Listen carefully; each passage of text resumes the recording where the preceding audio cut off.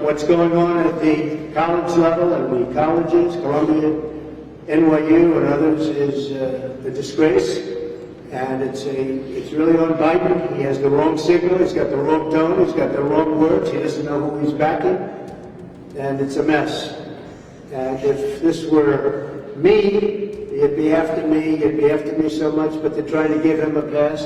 But what's going on is a disgrace to our country, and it's all Biden's fault, and everybody knows it. He's got no message, he's got no compassion, he doesn't know what he's doing. He can't put two sentences together, frankly. He is the worst president in the history of our country. And again, what's going on is a disgrace.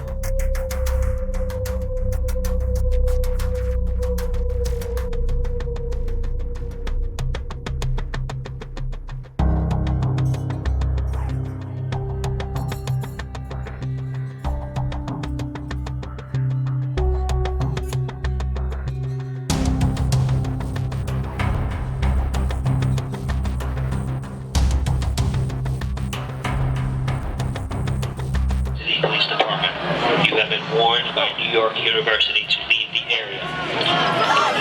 Media, your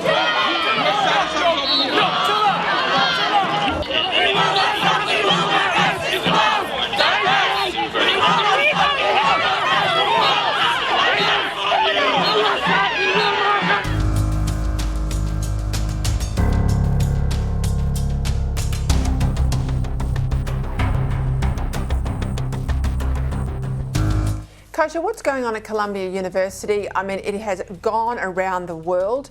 Ayaan Hirsi Ali, human rights activist, we know her well. She's put a post out on X. She says, for a second, imagine that black students at Columbia were taunted, go back to Africa. Or imagine that a gay student was surrounded by homophobic protesters and hit with a stick at Yale. But that's what's happening to Jews, isn't it? It is. It's quite a stunning picture. I think Columbia has become sort of ground zero for this, but it's spreading out elsewhere at Yale, at NYU, et cetera.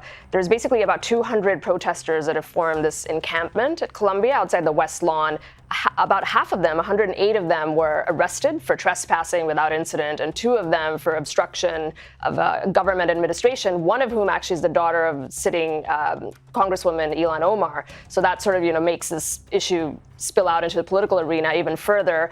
In terms of why it's happening, I mean, we've talked about this before, that there's so many dynamics that are almost like a petri dish at these universities over there, where there's the impact of immigration and importing some of these allegiances that are spilling out. There's sort of this coddling culture that's happened at these universities. There's the way protests, I think, were amplified and supported during the summer riots with BLM. I think that culture is carrying over, and you just have weak leadership at the top of the university, and all those things put together is leading to some pretty stunning and outrageous stuff that we're seeing.